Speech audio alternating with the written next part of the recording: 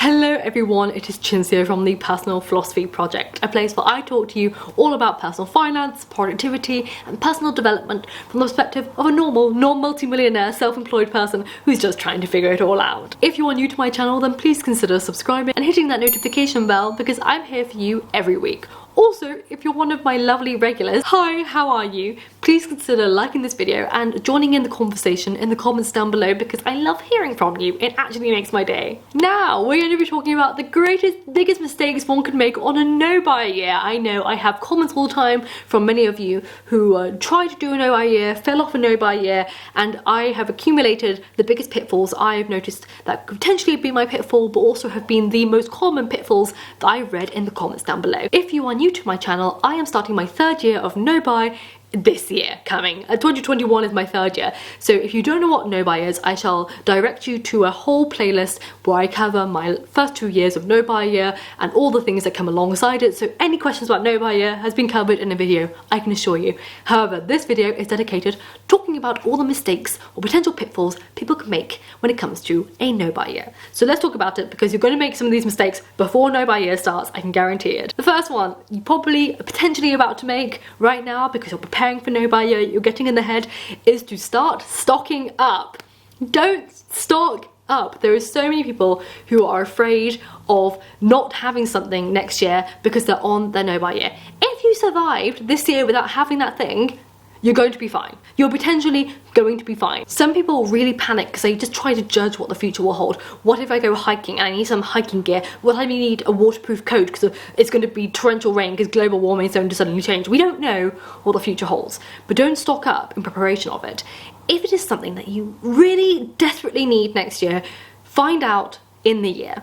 So say you have a pair of boots and you break these pair of boots and they're the only pair of boots that you have and you have to wear boots to work, and you go to a cobbler's and the cobblers say, I'm sorry, we can't fix these boots, these are beyond repair. You'll find out next year that that's a necessity and you will have to buy a new pair of boots, or second-hand boots. To be quite honest, consider buying second-hand boots. But you can't justify buying those boots now just in case your boots break next year. Don't stock up on makeup, don't stock up on skincare products, don't stock up on clothes, don't stock up on baking powder. You will know what is essential when something happens, and when that something happens, you will know whether or not it is essential or a want based on your needs. Could you go through the summer with the t-shirts that you have?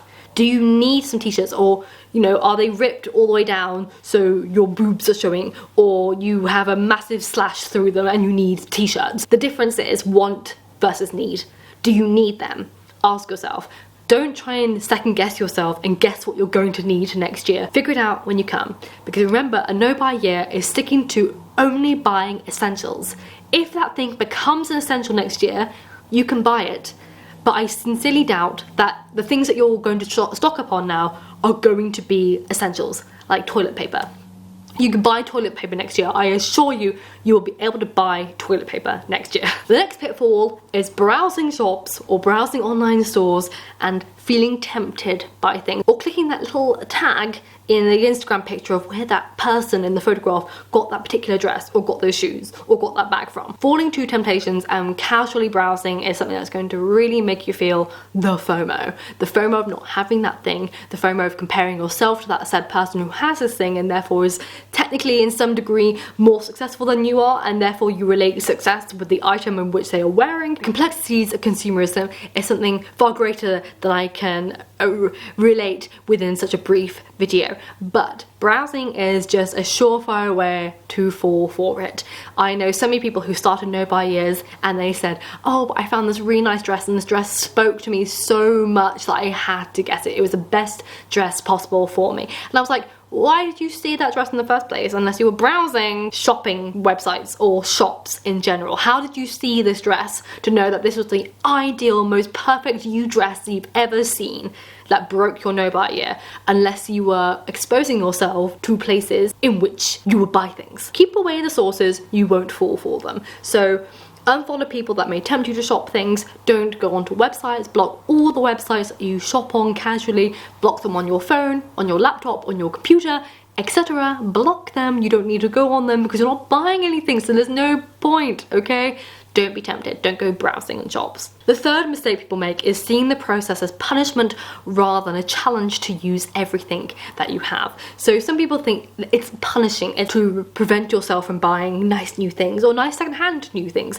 But at the end of the day, the process of no buy isn't punishing myself for the money that I spent in the past. I don't regret the money I spent in the past, because every time I spent money in the past, I learned a lesson in some way. I either gained something that I loved or I learned a hard lesson. Like, it's the whole process of growing financially mature is making those financial mistakes and learning from them. So I am not punishing myself. I do not hate myself for not buying new things. I'm not doing this to deprive myself of anything. I'm doing this because I want to challenge myself. I want to challenge myself to use up everything that I have. I want to challenge myself to use up all my lipsticks, to read all of my books, to use up all of my stationery, to use up all the coloured pens, to use up all my notebooks, to use up all my sticky notes, to use up all my clothes, to ensure that all the clothes are worn to their fullest extent, to be more sustainable, to be more environmentally friendly, etc. There are so many other things I'm doing no buy for beyond not buying something. I'm not buying something not for me, against my will, against my deprivation. I'm doing this for a greater cause, which is personal, which is environmental, which is sustainability, which is also just, for me, it's a challenge, it's a fun thing. Seeing no buy as something that's detrimental to you is the wrong attitude. If you go in thinking you're depriving yourself of nice things, you're going to fail, because you're going to see yourself as punishing yourself. And that works the same way with so many other things like dieting or eating healthy. It's always seen as a deprivation rather than a challenge, rather than benefiting your life. So don't go into no buy year thinking that you're denying yourself anything nice. The fourth pitfall that you can make on no buy year is mismanaging your emotions and boredom. Boredom is an emotion, I assume, or maybe a behavioral psychology state of being. Can you feel bored? You do feel bored, but it's not an emotion like sadness. I don't know. So we're talking about, I'm not getting into psychology right now, but mismanaging your emotions, particularly boredom. Most people shop because they're bored. Most people shop because they are stressed. Most people shop because they're depressed. Most people shop because they are sad. Most people shop because they just want to perk themselves up in some degree. Casual shopping is an emotional response. Unless you start managing your emotions, you are going to feel the temptation to shop, to fulfill yourself, to feel better about yourself. If you feel like you need nicer clothes, if you feel like you need more things to make yourself feel better, to make yourself feel treated by yourself, then you are mismanaging your emotions, because you shouldn't spend money to make yourself feel better. And we're not talking about the whole plastic surgery and all that jazz, because there's lots of different things. There are different things, and we're not talking about that right now. We are talking about casual consumerism that make you feel whole. Casual consumerism does not benefit your life. You may need that weird little gadget in the kitchen, it may perk you up now and again, but it doesn't benefit your life more than emotional reflection does. Having time to yourself, reflecting on your behavior, maybe even using your money that you spend on clothes on an essential like therapy, counseling, etc., since it's more essential, that'll benefit you in the long term than buying some new items, etc., by trying to understand who you are, how you behave, and why you feel compelled to shop, why you feel compelled to spend money on things that are materialistic when you may be in a place of emotional discomfort or disquiet. The fifth mistake is obviously, but not sticking to the rules, not writing rules down, not giving yourself the boundaries. I have several videos on rules, on how to stick to rules, how to make rules, etc. But not giving yourself rules, not giving yourself parameters, is just setting yourself up for failure. Not sharing your rules with other people, not having them written down in your bullet journal on the front page, or on a sticky note or on your wall in some way, and blocking websites to abide by those rules, not going to places, just not sticking to the rules is a general failure. Making excuses for bending the rules now and then is again a way that you're going to fail, because the second you bend the rules slightly to make an exception, you will start to plummet. Next one is bending to peer pressure. Some people don't like the fact that you're trying to save money. Some people are upset, they feel offended, they feel attacked by your decisions to save money. So they will try and peer pressure you. They may peer pressure you into buying something new, they may peer pressure you into going to a party that you can't afford to go to. Let's say in the future there's a potential where we could go to parties and socialise. They may peer pressure you into spending money in areas where you have said no, and that is hard. Some people find that really hard. Some people find it hard because their partners aren't on board with them. Some people find it hard because their friends aren't on board with them. I am thankfully not in that position. I generally don't care about people's opinions of me. It just doesn't bother me at all. So I am lucky in that sense. And I can tell you now, as someone who doesn't cave to peer pressure and who generally doesn't care what people think about her, it's like the most liberating feeling to have. If you are someone who cares about what other people think about you and how they judge you and things like that, take this as a learning experience to just get over that.